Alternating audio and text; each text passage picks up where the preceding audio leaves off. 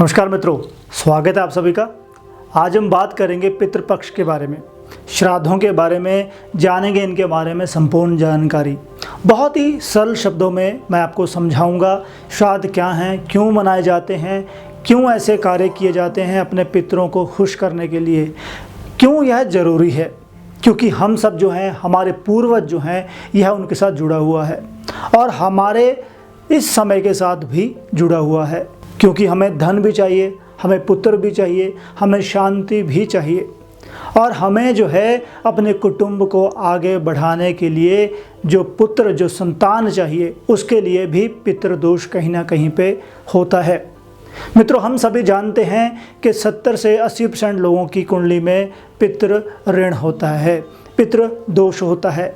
उसके पीछे कई रीजंस होते हैं, उसके बारे में भी चर्चा करेंगे और जानेंगे इस विषय के बारे में संपूर्ण जानकारी। और अभी आपने हमारे चैनल को सब्सक्राइब नहीं किया है तो कृपया सब्सक्राइब कर लीजिएगा और इस वीडियो को लाइक जरूर कीजिएगा और अपने मित्रों के साथ, परिवारजनों के साथ शेयर जरूर कीजिए। बहुत इंपॉर्टेंट जानकारी है। आगे बढ़ते हैं, जानते हैं ये क्या है। मित्रों, श्राद्ध क्यों करें? देखिए, श्राद्ध करने के पीछे थोड़ा सा एक छोटी सी बात आपको बताता हूँ। श्राद्ध क्यों करें, अक्सर सवाल मन में आता है। मित्रों, जब व्यक्ति मरता है, उसकी मृत्यु हो जाती है, तो हिंदू शास्त्र कहते हैं कि व्यक्ति चंद्रलोक की तरफ जाता है। जिस प्रकार साइंस कहती है कि स्ट्रेटोस्फीयर है, एक्सोस्फीयर है, ये स्फीयर है, वो स्फीयर है, हिंदू शास्त्रों में पहले से बता रखा है कि मृत्यु लोक जो है, चंद्रलोक जो है और पितृलोक जो है, वह भी धरती से ऊपर है। जब व्यक्ति की जीवात्मा जो है चंद्रलोक की तरफ जाती है, तो चंद्रलोक से पितृलोक तक पहुंचाने के लिए पिंडदान और पितृतर्पण और पितृ के श्राद्ध किए जाते हैं। यह बहुत ज़्यादा ज़रूरी है क्योंकि पितरों की शांति के लिए यह सबसे उत्तम कार्य होता है। इस वीडियो में आगे भी जानेंगे कौन सी चीज़ें आपको यूज़ करनी है, कौन सी चीज़ें आपको यूज़ नहीं करनी है, कौन सा पात्र आपको यूज़ करना है, कौन से बर्तन आपको यूज़ नहीं करनी है, कौन से ब्राह्मण को आपने चीज़ें देनी है, किसको नहीं देनी है। बहुत इंटरेस्टिंग वीडियो है, बने रहिएगा। आगे बढ़ते हैं मित्रों।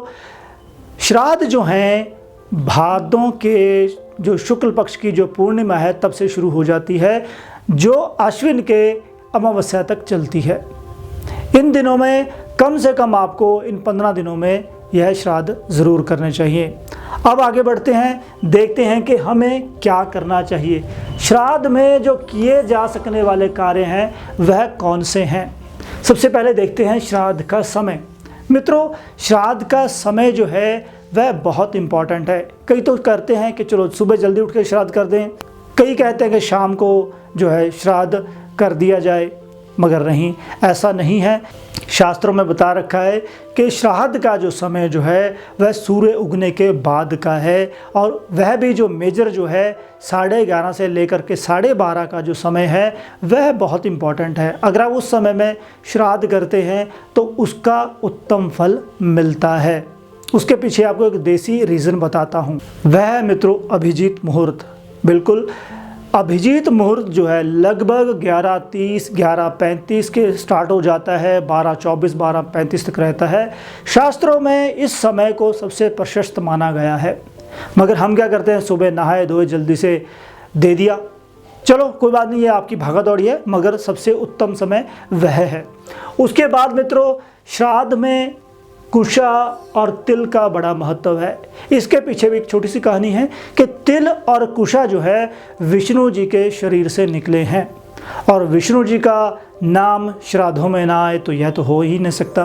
तो मित्रों, तिल और कुशा जो है इसका श्राद्ध के दिनों में यूज़ करना चाहिए। कुशा जो है हरी भरी होनी चाहिए, सूखी कुशा, गलत कुशा, कटी फटी गंदी कुशा ऐसी नहीं होनी चाहिए। मित्रों, उसके बाद चांदी का बड़ा महत्व है। चांदी का बर्तन आपको इन श्राद्धों में ज़रूर यूज़ करना चाहिए। चांदी जो है महादेव जी के आँखों से निकली हुई धातु है, शास्त्र ऐसा मानते हैं। तो अगर आप चांदी को यूज़ करते हैं तो चांदी का जो पात्र जो है वह बहुत प्रशस्त माना गया है। चांदी जो है उसमें पानी का तत्व बहुत होता है, और पानी से पितरों को पानी देना, आप खाना ना दें, अगर आपने खाना दे दिया, जल आपने नहीं दिया, तो पितर आपके तृप्त नहीं होंगे। तो जल की बड़ी आस्था है। उसी प्रकार चांदी में पानी का कंटेंट ज़्यादा होता है। तो चांदी जो है वह भी बहुत प्रिय है आपके पितरों को, हमारे पितरों को। अगर आप चांदी का बर्तन यूज़ करते हैं, चाहे वो खाने में है, चाहे वो जल देने में है, तो इस प्रकार आप इस चीज़ को, इस मेटल को यूज़ कर सकते हैं। उसी प्रकार अत्यंत पवित्र चीज़ें कौन सी हैं? जिनकी बेटियां हैं, अगर उनके धोता है तो उसकी सेवा अर्चना करी जाए, उसको खाने पीने की चीज़ें, वस्तुएं दी जाए, वह सबसे उत्तम है। दोहते को सबसे उत्तम माना गया है श्राद्ध के दिनों में। उसी प्रकार मित्रों, तिल, जैसे हमने बात करी, विष्णु जी से तिल और कुशा जो है जुड़ी हुई हैं। तिल और 8वां मुहूर्त, 8वां मुहूर्त दिन का वही है जो मैंने आपको समय बताया, लगभग 11:30 से लेकर के 12:30 का जो समय है, उस समय में अगर चीज़ें करी जाएं वह सबसे उत्तम रहती हैं। उसी प्रकार मित्रों, श्राद्ध में महत्वपूर्ण चीज़ें कौन सी हैं? ध्यान दीजिएगा, यह आपके लिए बहुत ज़्यादा इम्पॉर्टेंट है। आप इन चीज़ों को यूज़ कर सकते हैं। दूध, वह भी गाय का होना चाहिए। उसी प्रकार गंगाजल, मधु जिसको हम शहद कहते हैं, कपड़ा, कुतुब समय। कुतुब समय जो है वही है 11:30 से लेकर के 12:30 का समय है। इसका शास्त्रों में श्राद्ध के मामले में 3 बार इसके बारे में चर्चा करी गई है, चाहे वो महत्वपूर्ण दिनों की बात है या फिर इम्पोर्टेंट जो हमने बात करी, जो पवित्र चीज़ें हैं। और यही वह समय होता है मित्रों जिस समय आप दिन का कोई भी ज़रूरी कार्य कर सकते हैं, जिसको हम अभिजीत मुहूर्त बोलते हैं। आगे बढ़ते हैं मित्रों। तुलसी, तुलसी जी का बहुत बड़ा संबंध है। तुलसी जी की खुशबू जो है वह पितरों को तृप्त करती है। अगर आप तुलसी जी का साथ में यूज़ करते हैं तो यह भी बहुत अच्छी चीज़ है। नेक्स्ट बात हम करते हैं कि श्राद्ध में 3 गुण आवश्यक हैं। 3 गुण मित्रों कौन से हैं? वह है क्रोध ना करना, जल्दबाजी ना करना और पवित्रता रखना। यह 3 गुण श्राद्ध के विषय के संबंध में बहुत ज़्यादा इम्पॉर्टेंट हैं छोटी चीज़ें, मगर छोटी छोटी यही चीज़ें हैं, यह आपको आगे लेके जाएंगी। गुस्सा बिल्कुल भी ना करें, चाहे आप खाना बना रहे हैं, जल्दबाजी ना करें, चाहे आप श्राद्ध कर रहे हैं, और शुद्धता और पवित्रता रखें, आंतरिक और बाहरी तौर पर। उसके बाद बात करते हैं फूल कौन से लें। सफ़ेद पुष्प जो हैं वह बोले गए हैं शास्त्रों में, जो सुगंधित हों, साफ हों, सुथरे हों, जैसे मालती का, जूही का, चंपा का, तिल पुष्प।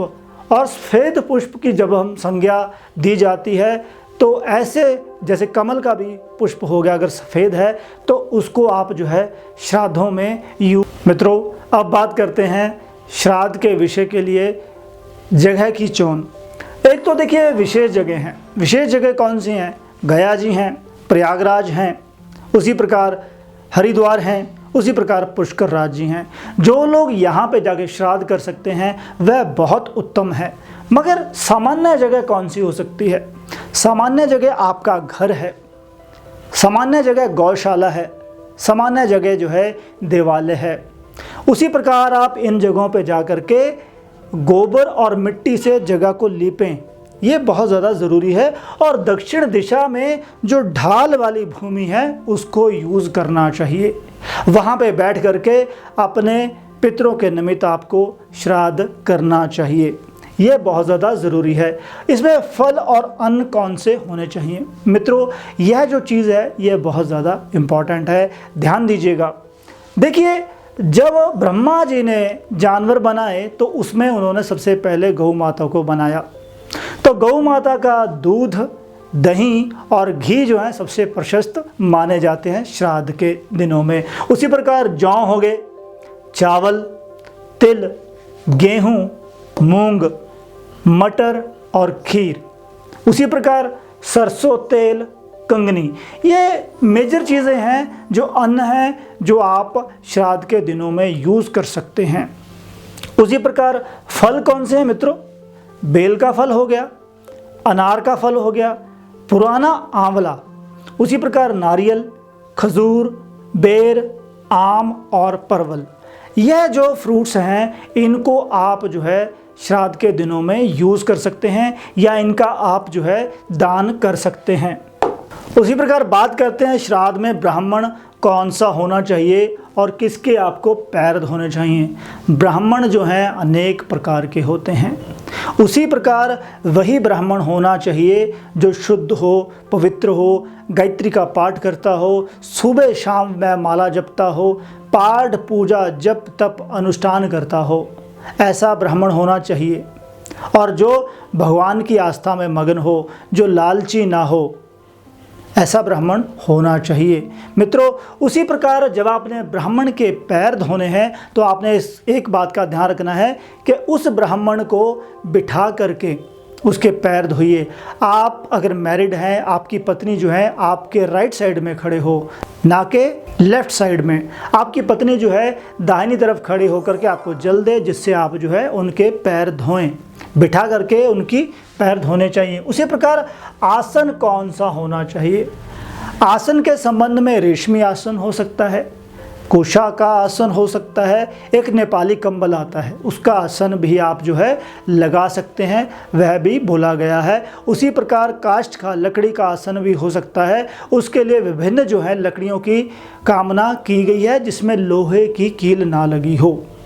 उसके बाद बात करते हैं मौन धारण क्यों करना चाहिए।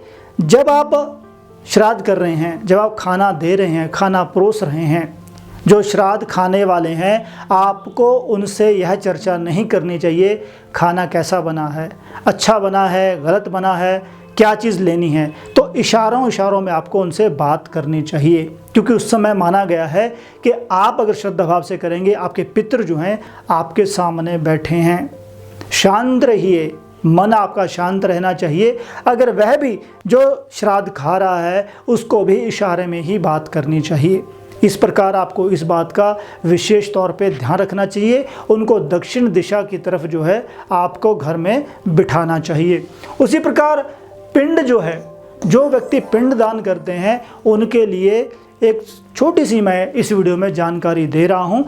पिंड के 8 अंग माने गए हैं। आपने देखा होगा वह क्या है। अन्न हो गया, अन्न, आटा यूज़ करते हैं, उसमें तिल यूज़ करते हैं, जल, दूध, घी, शहद, धूप और दीप, यह पिंड के 8 अंग बोले गए हैं।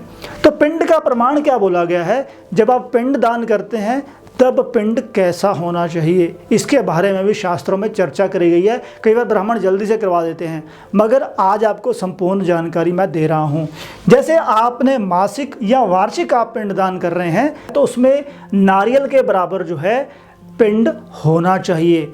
उसी प्रकार अगर आप तीर्थ में जाके पिंड दान करते हैं, वह पिंड जो है आंवले से थोड़ा सा बड़ा होना चाहिए।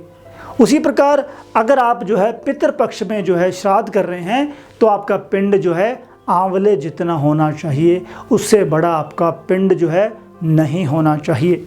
उसी प्रकार श्राद्ध में पात्र की हमने बात करी है, पहले भी हमने चर्चा करी कि चांदी का बर्तन होना चाहिए, मगर यह भी बोला गया है कि सोना, चांदी, तांबा और कांसा यह बर्तन आप ले सकते हैं। अगर इन बर्तनों का अभाव है आप पलाश के पत्ते के बर्तन बना करके उसको यूज़ आप कर सकते हैं, मगर यहाँ पे एल्युमिनियम के बर्तन नहीं होने चाहिए, लोहे के बर्तन आप यूज़ ना करें। अगर इनमें से कोई भी पॉसिबल नहीं है तो स्टील के बर्तन आप जो है यूज़ कर सकते हैं। मित्रों, नेक्स्ट हम बात करते हैं श्राद्ध में क्या नहीं करना। यह भी बहुत ज़्यादा इम्पॉर्टेंट टॉपिक है। आमतौर पे हमसे गलतियां हो जाती हैं, फिर हम कहते हैं कि भगवान सब जानता है। भगवान तो जानता है, क्या आपकी जिम्मेवारी नहीं बनती, क्या आपकी ड्यूटी नहीं बनती कि आपने यह चीज़ें नहीं करनी है। मित्रों, वह चीज़ें कौन सी हैं जो आपको नहीं करनी चाहिए। श्राद्ध करने वाले के लिए बातें कौन सी हैं। उस दिन उस व्यक्ति को दातुन नहीं करनी चाहिए। दांत अपने साफ कीजिए, मगर दातुन किसी पेड़ की आपको नहीं तोड़नी है उस दिन, उससे आपको दातुन नहीं करनी है। उसी प्रकार आपने शरीर के ऊपर भी तेल नहीं लगाना है, इस बात का आपको ध्यान रखना चाहिए। उसी प्रकार आपको जो है उस दिन उपवास नहीं करना है, इस बात का ध्यान रखिए। अगर आप श्राद्ध कर रहे हैं तो आपको उपवास नहीं करना है, पान आपको नहीं खाना है, भोजन आपको नहीं खाना है। उसी प्रकार उस दिन आपको औषधि भी नहीं लेनी है। अगर आप बहुत ज़्यादा बीमार हैं तो भूल चूक माफ करके अपने इष्ट देवी देवता के सामने फिर आप औषधि लीजिए। अगर आप इस चीज़ को अवॉइड कर सकते हैं तो आपको अवॉइड करना चाहिए। उसी प्रकार मित्रों, श्राद्ध खाने के लिए जो व्यक्ति आता है उसके लिए भी कुछ ना कुछ बातें कही गई हैं। वह क्या है? अगर एक व्यक्ति ने श्राद्ध किसी का खा लिया तो उसको दोबारा भोजन किसी और के यहाँ नहीं करना चाहिए। उसी प्रकार उसको उस दिन यात्रा भी नहीं करनी चाहिए, उसको दान नहीं देना चाहिए किसी को भी उस दिन, उसका परिश्रम नहीं करना चाहिए और किसी का उसको होम भी नहीं करना चाहिए। अगर आप किसी ब्राह्मण को श्राद्ध खिलाएंगे तो इस बात का ध्यान रखें कि कहीं वह व्यक्ति ऐसी चीज़ें तो नहीं कर रहा, वह उसके लिए हानिकारक हैं, आपने सिर्फ देखना है। एनीहाउ, नेक्स्ट हम बात करते हैं पात्र कौन सा होना चाहिए। बर्तन विशेष की अगर हम बात करें, श्राद्ध का जो पात्र जो है, बर्तन जो है, जो हमने पहले बात करी, चांदी का बर्तन जो है उसको आप यूटिलाइज कीजिए, मगर लोहे का बर्तन आपको यूज़ नहीं करना है। लोहे के बर्तन में आपने सर्व नहीं करना, वैसे कोई करता नहीं है, मगर लोहे के बर्तन में आपको खाना भी नहीं बनाना है। इस बात का भी आपको विशेष ध्यान रखना चाहिए, ये बहुत ज़्यादा इम्पॉर्टेंट है मित्रों। उसी प्रकार कुशा जो है कौन सी लेनी चाहिए। वैसे तो ब्राह्मणगण जो हैं अच्छी कुशा लेते हैं, मगर ऐसी गली सड़ी कुशा नहीं होनी चाहिए, सूखी कुशा नहीं होनी चाहिए और कहीं से उठाई हुई कुशा नहीं होनी चाहिए, या फिर पिंड के नीचे यूज़ की हुई कुशा वह भी आपको नहीं लेनी चाहिए जब आप पिंड दान करते हैं। उसी प्रकार गंध के जो पदार्थ हैं, खुशबू के लिए कौन से पदार्थ होने चाहिए मित्रों।